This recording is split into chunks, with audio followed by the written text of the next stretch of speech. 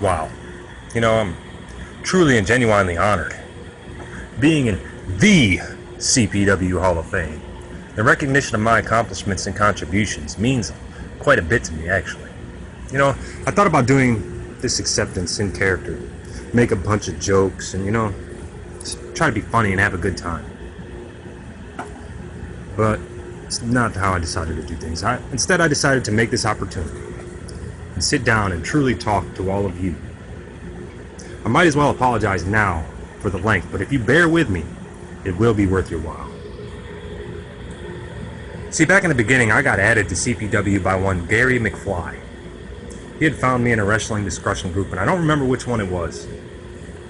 But he messaged me and he asked me if I'd be interested in checking out CPW. Now, mind you, I had never heard of eFeds or promos or any of this at that point. But I figured, what would it hurt? Came and I checked it out. At first, I didn't pay too much attention. I was kind of like, well, what's these weirdos doing? Fuck. But then, after about 2 weeks, a promo caught my attention. One by the fast-talking, hyperactive Little Icky. And I decided right then and there I wanted to give it a try. But unlike my gimmick, in reality, I'm a very humble and open-minded person with more of a quiet inner confidence than all the outspoken madness. I was also camera shy. I was terrified that I would suck and that I would look stupid, and believe it or not, the moniker the King of Fear was a spur-of-the-moment idea inspired by some really good weed. I mean, I wanted to use my last name and that's all I had figured out, but maybe it was just the weed. But no one was doing the dark thing at the time. Well, my debut was April 28th, 2015, against one Taylor Berger in his debut on the first ever Tuesday Night Throwdown in CPW history. And I was legitimately nervous as hell. I mean, I decided to write out my promo so I could stay fluent with my words and camera. And I recorded it, and seeing a promo of somebody reading shit, well, sucked. So I decided that, I couldn't do the promo without the writing, so I laid my phone down on the bed and basically did a voice over a blank screen. And managed to win. And honestly, winning isn't even what wanted me to keep continuing to do this and get better.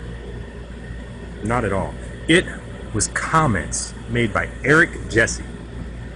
Subtle encouragement and ideas to develop my character, to get on the camera, to do this, and that. Eric and I didn't know anything about each other. But those subtle encouragements made me want to keep doing it. It gave me the confidence that I could get better, that I could be better. So I did a couple promos with this cheap cowboy hat I had and a little face paint on my cheeks, barely visible with almost no light. Then that gave me an idea. If I had painted my whole face with darkness around the eyes, nobody would be able to tell I was reading. And that's what I started doing.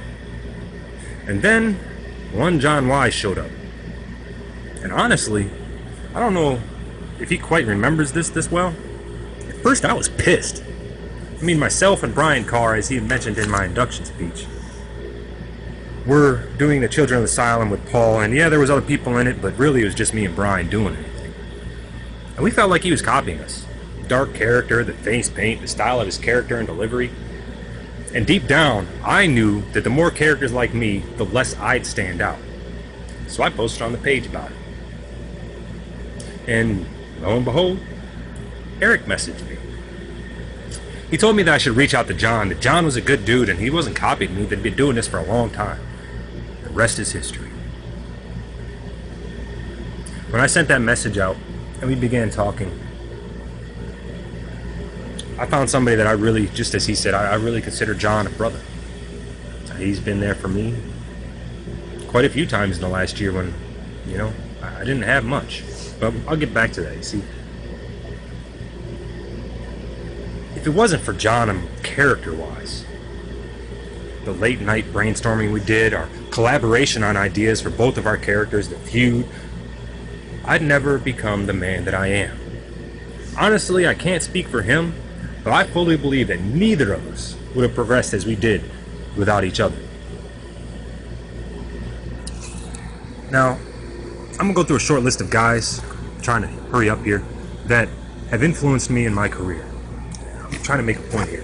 First of all, we'll start with Little Licky. Man, your promos are what got me wanting to do this. You accepting that challenge I laid out when you were World Heavyweight Champion, and I'd only been doing this for a month, still wasn't the greatest, is what made my career. In quite honesty, if you hadn't accepted that challenge, and I hadn't gotten that match, and managed to somehow beat you in the first match, I may have never blown up the way I did. For that, I thank you. Justin Klein, never beat him, but he was one of my favorite people to sit there and comment back and forth, and we had some pretty epic confrontations. But when all is said and done, Klein pushed me. Nick Harrison, the Professor, another, you've been one of my favorites since day one. I tell you all the time. Your encouragement and positive words and messages have also lifted me at times when, you know what, life just sucked. Paul Biello, you were my original mentor, one of them. Children of the Asylum and all that, you reached out to me and really taught me a lot. Same thing with Big T in the beginning when I was doing the Children of the Asylum. Paul and Big T were the two people I reached out to. Reckless, my how far you've come. You've been a friend of mine since day one. You've been my partner since, well, I can remember. Sonny, our feuds have always been, well, out the box somewhat, always violent. But I admire your passion. I admire your drive. Ismail, from a guy that just went to meme to somebody that kicked my ass every time I faced him. In the end, you know, I've been through a lot in the last year in CPW. I've run the page a couple times. I'm the champ now. I mean, I actually turned down a couple chances at gold opportunities in the past because I wanted to build my storyline first. CC never understood it. Eric did. Might not have agreed with it, but you know, right before I started being active in CPW,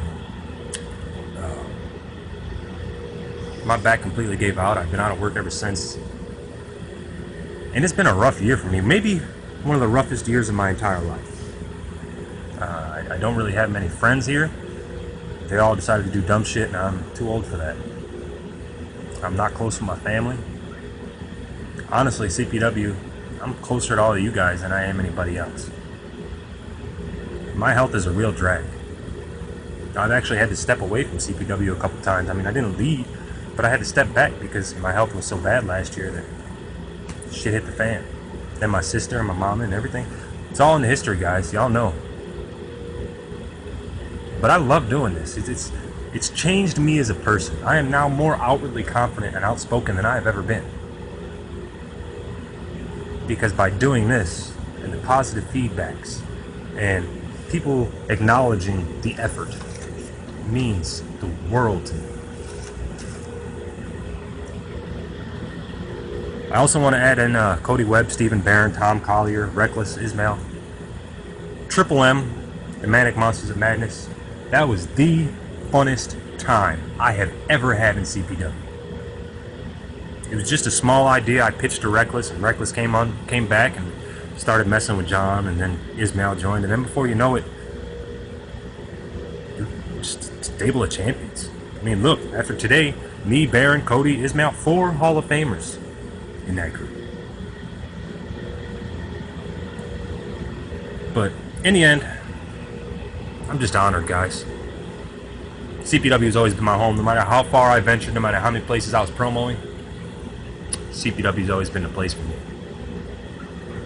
People don't understand it. I get some hate for it, but it is what it is. Some people can't handle the heat that's in this kitchen. Don't know what to tell you. But this is the place to be. It always has been. It always will be.